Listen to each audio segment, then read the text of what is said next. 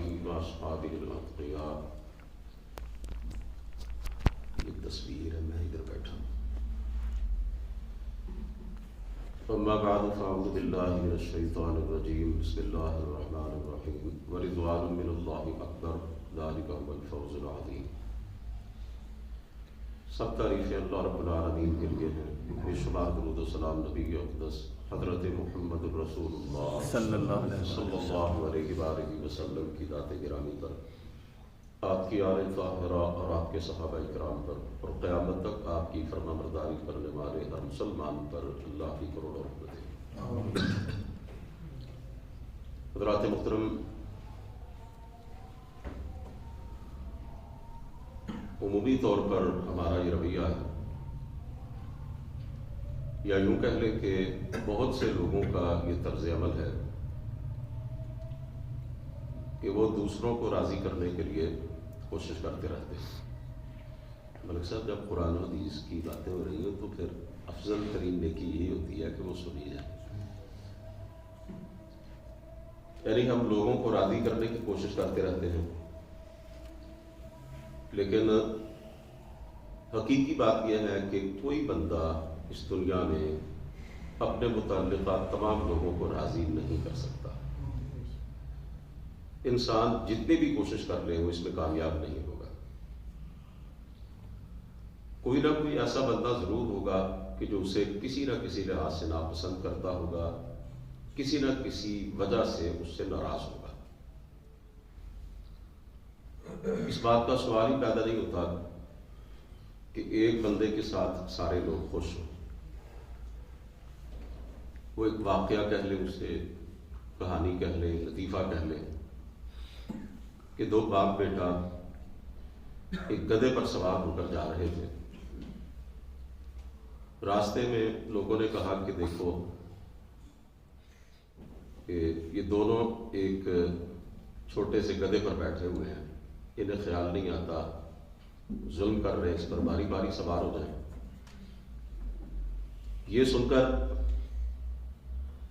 بیٹا اتر گیا اور باپ سوار ہو گیا. بعد لوگ راستے میں ملے تو انہوں نے کہا کہ کیسا سنگ دل باپ ہے کہ بیٹا بیچارہ پیدل چل رہا ہے اور خود سواری پہ بیٹھا ہے. اس کے نتیجے میں باپ جو ہے وہ پیدل چلنے لگا اور بیٹا سواری پر بیٹھ گیا. کچھ آگے گئے تو لوگوں نے کہا کہ دیکھیں کیسا نافرمان اور گستاخ بیٹا، خود سواری پہ بیٹھا ہوا اور باپ پیدل چل رہا ہے. آپ اس طریقے پر اپنے معاملات زندگی کا جائزہ لینا تو آپ اس نتیجے پر پہنچیں گے کہ واقعتاً یہ دنیا کسی حال میں خوش نہیں ہوتی، راضی نہیں ہوتی. شادی بیاہ کے موقع پر ہر آدمی اپنی بساط کے مطابق کوشش کرتا ہے کہ بہتر سے بہتر کھانا مہمانوں کو فراہم کرے، لیکن پھر بھی کچھ لوگ ایسے ہوتے ہیں جو کوئی نہ کوئی نقص نکال دیتے ہیں، کسی نہ کسی وجہ سے ناخوش ہو جاتے ہیں. اس وقت ہم یہ کہتے ہیں کہ بھئی ہم لوگوں کو راضی نہیں کر سکتے. تو جب ہم لوگوں کو راضی کر ہی نہیں سکتے تو پھر انہیں راضی کرنے کا فائدہ کیا ہے؟ اور حقیقی بات یہ ہے کہ ہم میں سے اکثر لوگوں کو راضی کرتے کرتے اپنے رب کو ناراض کر دیتے ہیں. بیوی کو راضی کرتے ہوئے، اولاد کو راضی کرتے ہوئے، رشتہ داروں کو راضی کرتے ہوئے، بہن بھائیوں کو راضی کرتے ہوئے، دوست احباب کو راضی کرتے ہوئے، معاشرے کے دیگر افراد کو راضی کرتے کرتے ہم اپنے پروردگار کو ناراض کرنے پر تل جاتے ہیں. اور بعض لوگ کوئی بھی نیکی کی بات ہو، دین کی بات ہو، کوئی بھی اللہ کے رسول صلی اللہ علیہ وسلم کی سنت ہو، کتاب و سنت کا کوئی حکم ہو، تو کہہ دیتے ہیں بات تو ٹھیک ہے لیکن اگر ہم نے اس پر عمل کیا تو لوگ کیا کہیں گے.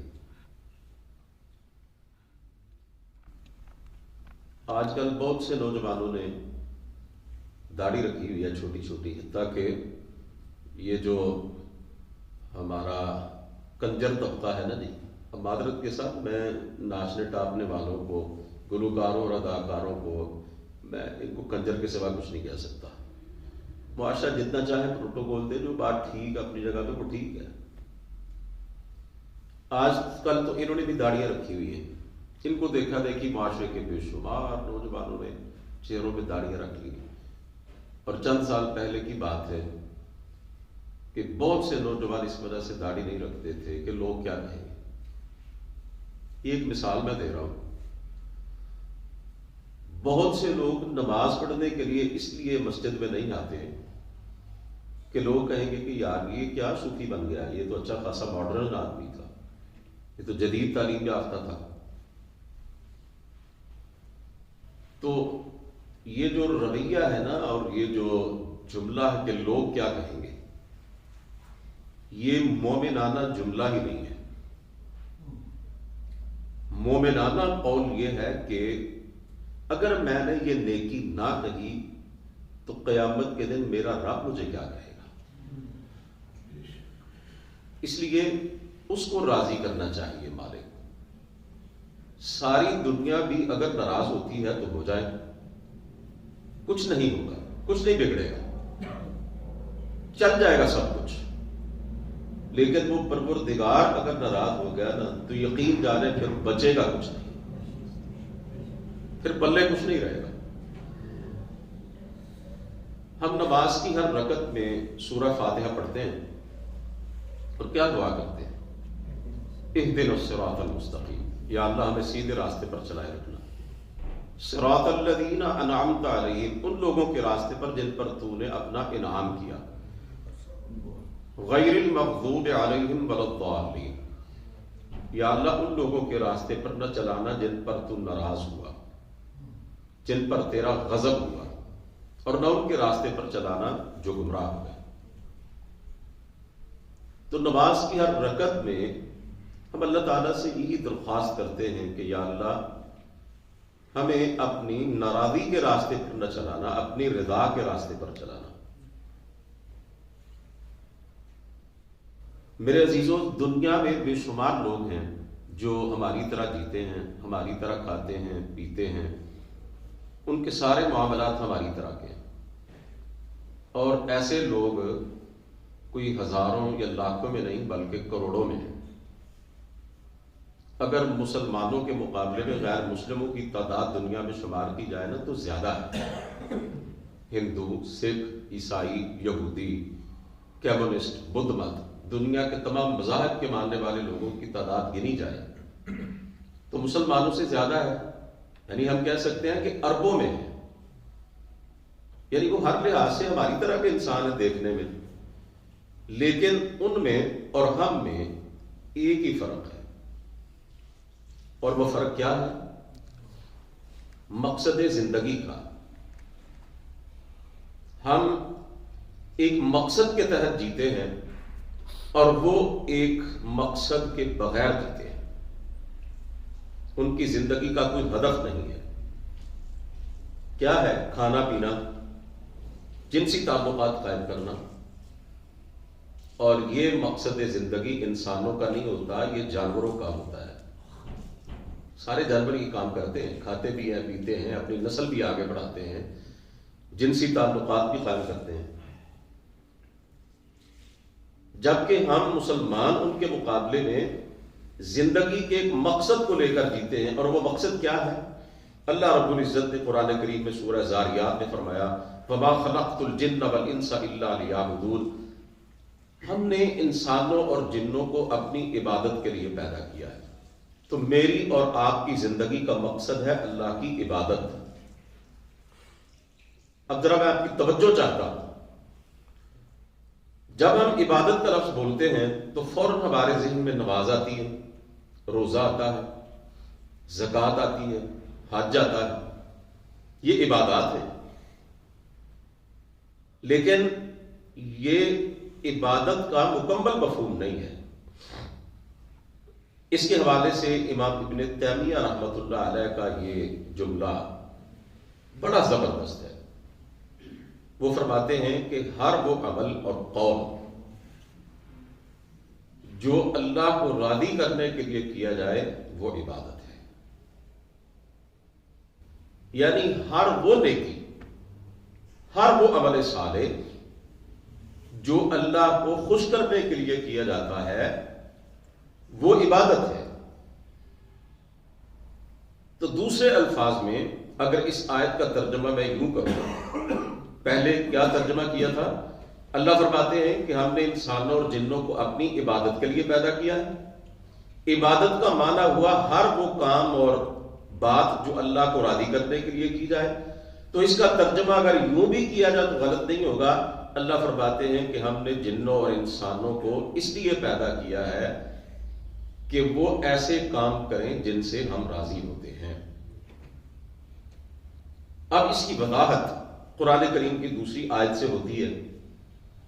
اللہ تعالیٰ ارشاد فرماتے ہیں قل ان صلاتی ونسکی ومحیایا ومماتی للہ رب العالمین. اے نبی آپ اعلان کر دیں کہ میری نماز اور میری قربانی، میری زندگی اور میری موت اللہ کے لیے ہے جو تمام جہانوں کا پروردگار ہے.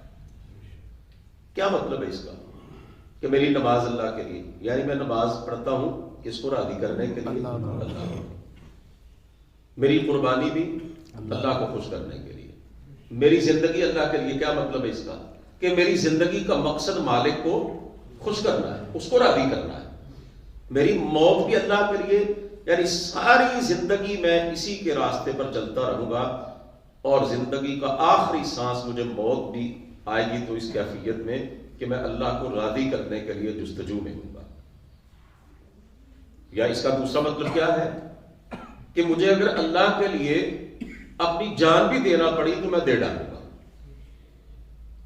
وہ ایک شاعر کہتا ہے مرزا غالب غالباً کہ جان دی ہوئی اسی کی تھی، حق تو یہ ہے کہ حق ادا نہ ہوا. قرآن کریم کی جو آیت میں نے آپ کے سامنے پڑھی ہے، بلکہ آیت کا ایک ٹکڑا ہے، اس میں اللہ رب العزت نے یہ بات ارشاد فرمائی وَرِضْوَانٌ مِّنَ اللَّهِ اکبر. اللہ کے رضا سب سے بڑی چیز ہے. اس سے پہلے اللہ تعالیٰ نے جنت کی نعمتوں کا تذکرہ کیا ہے. پوری آیت کچھ اس طرح سے ہے وعد اللہ المؤمنین والمؤمنات جنات تجری من تحتها الانہار خالدین فیہا ومساکن طیبۃ فی جنات عدن. وعدہ کیا ہے اللہ نے مومن مردوں اور عورتوں سے کہ ان کو جنتوں میں ٹھکانہ فراہم کریں گے جن کے نیچے نہریں جاری ہیں، وہ ان میں ہمیشہ رہیں گے، اور وہاں ان کے لیے عالی شان مکانات ہوں گے، محلات ہوں گے ان کی رہائش کے لیے. اس کے بعد یہ بات ارشاد فرمائی وَرِضْوَانٌ مِّنَ اللَّهِ اکبر. اللہ کی رضا سب سے بڑی چیز ہے. یعنی اللہ فرما رہے ہیں کہ جنت الفردوس کی نعمتیں بڑی عظیم ہیں، بڑی عالی شان ہیں، بڑی بے مثال ہیں، لیکن جو میری رضا ہے نا وہ سب سے بڑھ کر ہے. حدیث پاک میں رسول کریم صلی اللہ علیہ وسلم نے یہ بات ارشاد فرمائی کہ اللہ تعالیٰ جنتیوں سے پوچھیں گے وہ میرے بندو کیا تم مجھ پہ راضی ہو؟ وہ کہیں گے یا اللہ تو نے ہمیں اپنی جنت عطا کر دی ہے، اللہ ہم راضی نہیں ہوں گے تو کیا کریں گے؟ یا اللہ تو نے ہمیں جہنم سے بچایا ہے، ہم کیوں نہیں خوش ہوں گے اللہ؟ تو اللہ تعالیٰ فرمائیں گے ابھی میں نے تمہیں ایک اور نعمت نہیں دی ہے. جنتی حیران ہو جائیں گے کہ اس کے بعد کیا نعمت بچی ہے، سب کچھ تو اللہ نے عطا کر دیا. تو اللہ فرمائیں گے وہ نعمت یہ ہے احل علیکم رضوانی فلا اسخط علیکم ابدا. وہ نعمت یہ ہے کہ میں تمہارے سامنے یہ اعلان کرتا ہوں اور تمہیں بتلاتا ہوں کہ میں ہمیشہ ہمیشہ کے لیے تم سے راضی ہو چکا ہوں، اب کبھی تم سے ناراض نہیں ہوں. یہ ہے وہ جملہ جو اللہ تعالیٰ نے فرمایا وَرِضْوَانٌ مِّنَ اللَّهِ اکبر. اللہ کی رضا سب سے بڑی چیز ہے. تو سب سے بڑی چیز کو چھوڑ کر چھوٹی چھوٹی چیزوں کے لیے زندگی گزارنا کوئی عقل مندی کی بات ہے؟ سب سے بڑی چیز تو اللہ کی رضا ہے، تو اس کو حاصل کرنے کے لیے جدوجہد کرنی چاہیے، کوشش کرنی چاہیے. بڑے کو چھوڑ کر چھوٹوں کو راضی کرنے سے کیا ہوگا؟ وہ بڑا ناراض ہو جائے اور چھوٹے راضی ہو جائے تو اس سے کیا فرق پڑے گا؟ رسول کریم صلی اللہ علیہ وسلم کی حدیث پاک ترمذی شریف میں موجود ہے اور بڑی زبردست حدیث پاک ہے. ذرا سماعت فرمائیے گا اور جاگ کے بیٹھیے گا. یہ جو بڑی اہم بات ہوتی ہے اسے کہتے ہیں نا پوائنٹ کی گل ہے. یقین جانے یہ پوائنٹ کی حدیث پاک ہے. میرے نبی کا ہر فرمان ہی بڑا اہم ہے، لیکن بعض آپ صلی اللہ علیہ وسلم کی حدیث ایسی ہوتی ہے کہ جو ہماری زندگی کو بدل کے رکھ دیتی ہے. آپ صلی اللہ علیہ وسلم نے فرمایا من التمس رضا اللہ بسخط الناس کفاہ اللہ مؤونۃ الناس. جو بندہ لوگوں کو ناراض کر لیتا ہے لیکن اللہ کو راضی کرتا ہے، اللہ تعالیٰ اسے پھر لوگوں سے بے نیاز کر دیتا ہے. اللہ اس کے لیے کافی ہو جاتا ہے. کسی بڑے سے بڑے کی ناراضگی اللہ فرماتے ہیں ہمارے اس بندے کو نقصان نہیں پہنچا سکتی. اور دوسری طرف فرمایا وَمَنِ الْتَمَسَ رِضَا النَّاسِ بِسَخَطِ اللَّهِ وَكَّلَهُ اللَّهُ عَلَى النَّاسِ. جو بندہ پھر اللہ کو ناراض کر کے لوگوں کو راضی کرتا ہے، اللہ کے رسول نے فرمایا اللہ پھر اسے لوگوں کے سپرد کر دیتا ہے کہ تو نے مجھے چھوڑا، ان کے پیچھے چلا ہے نا، چلتا رہے، کر کے کوشش دیکھ لے تجھ پہ راضی ہوتے ہیں یا نہیں ہوتے. وہ بندہ پھر در بدر ٹھکریں کھاتا رہتا ہے. اس کی زندگی کسی گھٹیا ترین مقصد کے تحت گزرتی ہے اور ذلت اور رسوائی میں ڈوب کے وہ زندگی گزارتا ہے. ایک مسلمان کی جو زندگی کا قبلہ ہے نا جی، سیدھا وہ یہی ہے کہ وہ یکسو ہو کر اس ڈگر پر چلتا رہے کہ میں نے ہر کام میں یہ دیکھنا ہے کہ میرے پروردگار کی رضا کیسے حاصل ہوتی ہے. حضرت موسیٰ علیہ السلام جب اللہ تعالیٰ نے انہیں اور ان کی قوم کو بنی اسرائیل سے نجات دی، فرعون اور اس کی فوجوں کو غرق کر دیا، حضرت موسیٰ علیہ السلام کوہ طور پر گئے تورات لینے کے لیے، اللہ سے ہم کلام ہونے کے لیے، تو بڑی جلدی گئے. اللہ تعالیٰ نے پوچھا وما اعجلک عن قومک یا موسیٰ، اے موسیٰ تو اتنی جلدی کیوں آیا؟ اپنی قوم سے اتنی تیز رفتاری کے ساتھ کیوں یہاں پہنچا؟ حضرت موسیٰ علیہ السلام نے بڑا زبردست جواب دیا. یقین جانے ایمان تازہ ہو جاتا ہے. اللہ تعالیٰ فرماتے ہیں حضرت موسیٰ علیہ السلام نے عرض کی الہی عجلت الیک رب لترضی، یا اللہ عجلت میں جلدی میں بھاگ کے آیا ہوں کہ تو راضی ہو جائے. بالکل یہی ایک انداز مجھے اس وقت اللہ کے ان بندوں کا لگتا ہے اور ان کو دیکھ کے مجھے حضرت موسیٰ علیہ السلام کا یہ قول یاد آتا ہے جب اذان کی آواز آتی نا حی علی الصلاۃ، اللہ کے جو بندے دوڑتے بھاگتے، ایسے لگتا ہے جیسے دنیا اور اس کی تمام چیزوں سے بے نیاز ہو گئے ہیں، سب کچھ چھوڑ چھاڑ کر کے یا اللہ تو نے پکارا ہے، ہم تیری پکار پہ لبیک کہتے ہوئے بھاگ کے تیرے گھروں کی طرف آ رہے ہیں. یہ ہے اللہ کی رضا کا جذبہ. حضرت سلیمان علیہ السلام اللہ تعالیٰ کے جلیل القدر پیغمبر اور بہت بڑے بادشاہ، اللہ تعالیٰ نے جیسی بادشاہت ان کو دی ہے نا، نہ پہلے کبھی کسی کو ملی ہے نہ بعد میں ملے گی. جنوں پر اللہ نے حکومت دی، ہواؤں پر حکومت دی، جانوروں پر حکومت دی، اور ہوائیں ان کے حکم پر ان کو جہاں کہتے چھوڑا دی. روایات میں آتا ہے کہ مہینے کا سفر وہ صبح سے دوپہر تک جتنا وقت ہے نا اس میں وہ کر لیتے تھے. تو وہ ایک دعا کرتے ہیں. دعا ذرا دیکھیے کیا ہے. ظاہر ہے جو نبیوں کی دعا ہے وہ کوئی عام لوگوں کی دعا تو نہیں ہوگی نا. کہتے ہیں رب اوزعنی ان اشکر نعمتک التی انعمت علی وعلی والدی وان اعمل صالحا ترضاه وادخلنی برحمتک فی عبادک الصالحین. یا اللہ مجھے توفیق دے میں تیری اس نعمت کا شکر ادا کروں جو تو نے مجھے دی، میرے ماں باپ کو دی ہے. اور جو موضوع سے متعلقہ اس دعا کے الفاظ ہیں وہ ہے ان اعمل صالحا ترضا، الہی مجھے ایسے عمل کرنے کی توفیق دے جن سے تو راضی ہوتا ہے۔ اللہ کا جلیل القدر پیغمبر اللہ کی رضا کا طلبگار ہے اور کہتا ہے یا اللہ ایسے عمل کرنے کی توفیق دے جن سے تو خوش ہوتا ہے۔ میرے بھائیوں، اللہ تعالیٰ کے ہاں عمل کی جو مقدار ہے اس کی قدر و قیمت نہیں ہے۔ اللہ کے نزدیک اگر قدر و قیمت ہے تو اس عمل کی ہے، خواہ وہ کتنا ہی تھوڑا کیوں نہ ہو، جو اس کی رضا کے جذبے کے تحت کیا جاتا ہے۔ ورنہ تو آپ نے علماء کرام سے، ائمہ کرام سے نمازوں میں یہ آیتیں سنی ہیں، هل اتاک حدیث الغاشیہ وجوہ یومئذ خاشعہ عاملۃ ناصبہ تصلی نارا حامیہ، کہ روز قیامت کچھ چہرے ہوں گے ڈرے ہوئے، سہمے ہوئے، اور عمل کر کر کے تھکے ہوئے ہوں گے، نیکیاں کر کر کے تھک چکے ہوں گے، لیکن ان کو بڑکتی ہوئی آگ میں ڈال دیا جائے گا۔ عمل بہت زیادہ، لیکن رضائی الہی کا جذبہ نہیں ہے۔ دو آدمی ہیں نماز پڑھ رہے ہیں، ایک جیسی نماز پڑھ رہے ہیں، ایک جیسے کلمات کہہ رہے ہیں، ہر لحاظ سے ان کی نماز دیکھنے میں ایک جیسی ہے، کوئی فرق کسی کو نظر نہیں آتا ہے۔ ہو سکتا ہے کہ ایک جو ہے وہ پہلے سے زیادہ یعنی دیکھنے میں وہ خشوع و خضوع کے ساتھ نماز پڑھ رہا ہو، لیکن ایک کی نماز اسے اللہ تعالیٰ کے قریب کر دیتی ہے، اس کی نماز قبول ہو جاتی ہے، اور دوسرا جو ہے اس کی نماز اس کے منہ پہ دے ماری جاتی ہے اور اس کے جہنم میں داخل ہونے کا سبب بن جاتی ہے۔ کیا سبب ہے؟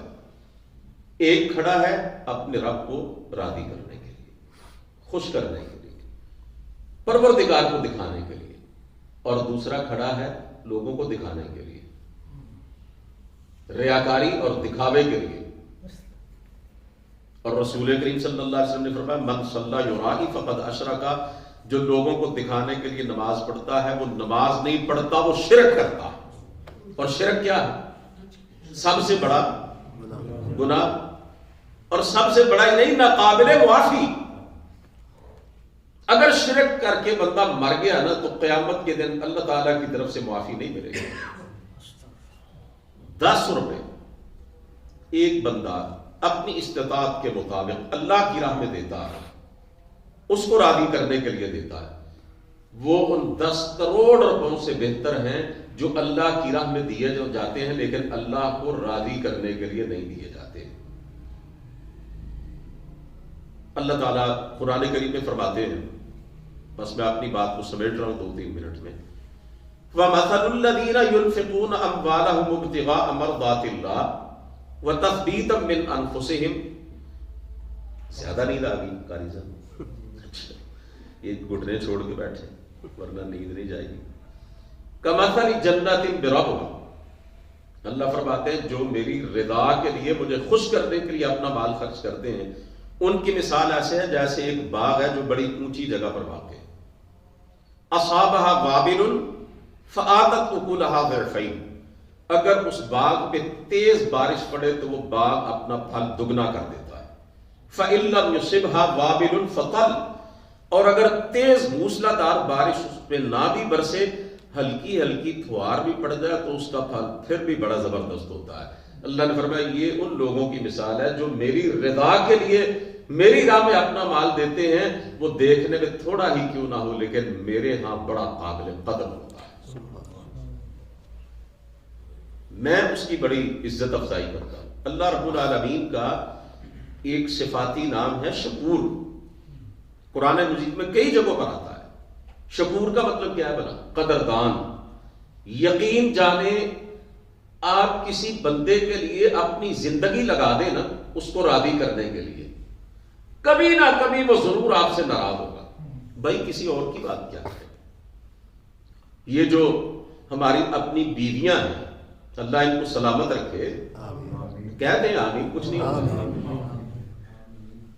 آج کل آپ بڑے ان سے کام کرواتے ہیں، بعض میرے بھائی جو ہے نا روزوں میں بیوی کو کچن میں ہی گھسائے رکھتے ہیں اور انہیں ساری ریسیپیز رمضان میں ہی یاد آتی ہیں، لے بھائی پر یہ لوگ کیا جا بنانا ہے، آج میں افطاری ہے کرنی ہے، میں ساری دے وچ آ کھانا ہے، وہ بیچاریاں تڑپتی رہتی ہیں، وہ ہمیں بھی کوئی عبادت کرنے دو، قرآن پڑھنے دو، ذکر و اذکار کرنے دو، نہیں سنتے بات۔ اور اگر بیوی کہے کہ آج میرے پاس ٹائم نہیں ہے کہ میں یہ پکا سکوں، تو اسے کہتے ہیں نافرمان، سرکش۔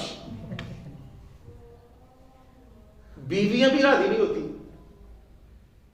ساری زندگی آپ احسانات کرتے رہے، کھلاتے پلاتے رہے، بہترین سوٹ اور مہنگے ترین جوتے لے کے دیتے رہے، سیر سپاٹے کرواتے رہے، ناز نخرے اٹھا اٹھا کے رن مرید بن جائیں، تو بیوی پھر بھی چھوٹی سی بات بھی پتا کہ جتنے دی تیرے گھر آئی ہے نا، چج کا کوئی لمحہ بھی نہیں گزارے۔ جی کیا کہا آپ نے؟ گل ہی نہیں بنی، کبھی تجربہ ہوا؟ وہ ایک عالم دین تھے، انہوں نے سمجھانے کے لیے کہا کہ باہر بڑے بڑے جٹ تے رانے تے چودھری ہوندے نے، گھر جا کے سارے رائی بن جاندے۔ بہرحال بیوی بھی یہ کہتی، بیوی بھی قدر نہیں کرتی، اولاد بھی قدر نہیں کرتی، لیکن اللہ اپنے بندے کی نیکی کی، چھوٹی سے چھوٹی نیکی کی بڑی قدر کرتا ہے۔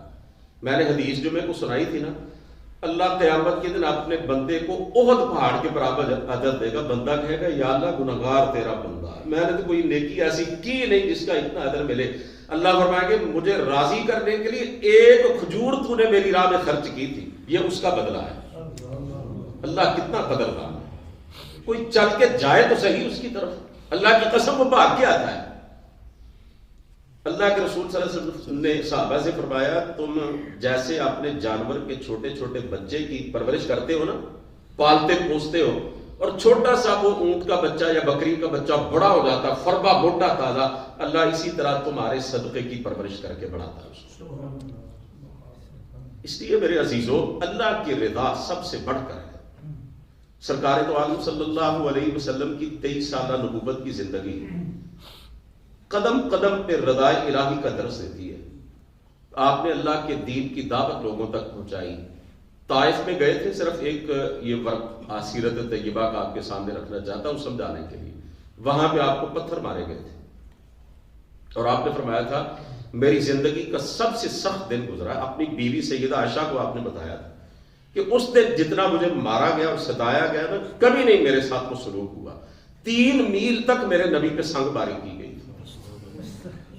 اور جب آپ پتھروں کی بارش سے کچھ بے ہوش ہو کر گر جاتے تو وہ شہر کے اوباش اور بدماش آپ کو بازوؤں سے پکڑ کے اٹھاتے اور پھر پتھر مارنا شروع کر دیتے۔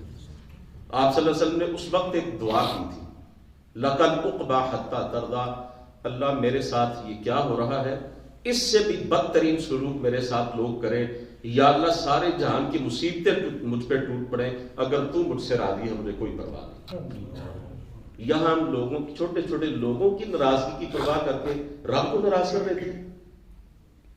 اگر میں نے شادی بیاہ کے موقع پر یہ نہ کیا تو فلاں رشتے دار ناراض ہو جائے گا، اگر میں نے یوں نہ کیا تو وہ ناراض ہو جائے گا، اور اس پروردگار کی رضا کا اور اس کی ناراضگی کا ہمیں کوئی خوف ہی نہیں آتا ہے۔ آپ کے سارے بیٹے دنیا سے چلے گئے تھے نا جی، چھوٹی چھوٹی عمروں میں۔ بعض اوقات کسی مسلمان پر کوئی مصیبت آئے نا تو وہ کہتا ہے یا اللہ تینوں ساڈا گھر ربا، اللہ کی قسم یہ کفریہ جملہ ہے، میں آپ کو بتا رہا ہوں۔ یا اللہ تو نے میری اولاد لے لی، میرا بیٹا تو لے گیا ہے، میرے علاوہ اور تھوڑے لوگ تھے، اور میرے نبی کے سارے بیٹے بچپن میں فوت ہوئے۔ آخری بیٹا تھا ابراہیم رضی اللہ تعالی، آپ کے ہاتھوں پہ آپ کا بیٹا پڑا ہوا ہے اور اس کی روح پرواز کر رہی ہے۔ آپ پتہ کیا ارشاد فرما رہے ہیں، ان العین تدمع والقلب یحزن ولا نقول الا ما یرضی ربنا وانا بفراقک یا ابراہیم لمحزونون۔ اے میرے بیٹے ابراہیم، تو دنیا سے جا رہا ہے، تیرا رب تجھے اپنے پاس بلا رہا ہے، میری آنکھوں سے آنسو بہہ رہے ہیں، تیری جدائی میں میرا دل بڑا غمزدہ ہے میرے بیٹے، لیکن رضا ہے اللہ کی، رب کی رضا کے خلاف ایک لفظ نہیں کروں گا۔ اور ایک رات آپ سجدے میں پڑے، سیدہ عائشہ رضی اللہ تعالیٰ عنہ کہتی ہے مجھے جاگ آئی نا تو میں نے ٹٹولا بستر پر، آپ صلی اللہ علیہ وسلم کو تو موجود نہیں تھے، اندھیرے میں ٹٹولا تو آپ کے پاؤں کو میرے ہاتھ لگے اور آپ کے پاؤں کھڑے تھے، میں نے اندازہ کر لیا کہ آپ سجدے میں ہیں، کہتی ہیں آپ رو رو کے ایک ہی جملہ بار بار کہتے جا رہے تھے، بار بار کہتے جا رہے تھے، اللہم انی اعوذ برضاک من سخطک وبمعافاتک من عقوبتک، اے اللہ میں تیری رضا کے ساتھ تیری ناراضگی سے پناہ چاہتا ہوں۔ کیا مطلب ہے اس کا؟ کہ یا اللہ میں تیری رضا چاہتا ہوں، اللہ تو مجھ سے ناراض نہ ہونا، وبمعافاتک من عقوبتک، اور یا اللہ میں تیری معافی کی پناہ میں آتا ہوں تیری سزا اور تیرے عذاب سے۔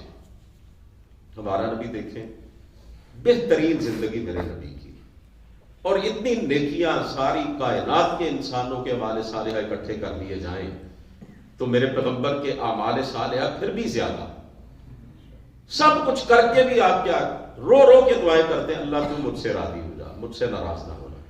تو میرے عزیزوں میں انہی الفاظ پر اکتفا کرتا ہوں۔ اللہ کی رضا دین اسلام میں سب سے بڑی قدر ہے۔ اس کی رضا کو چھوڑ کر اگر ہم جئیں گے دنیا آخرت میں ٹھکانہ کوئی نہیں ہوگا، لوگوں کو خوش کرنے کے چکروں میں پڑ جائیں گے، کوئی خوش نہیں ہوگا، لیکن زندگی برباد ہو جائے گی۔ رب کو خوش کرنے کے لیے، اس کو راضی کرنے کے لیے جئیں گے، ساری دنیا بھی ناراض ہو جائے گی، ذرہ برابر بھی نقصان نہیں ہوگا۔ اللہ تعالیٰ سے دعا ہے کہ وہ ہمیں اپنی رضا والی زندگی عطا فرمائے۔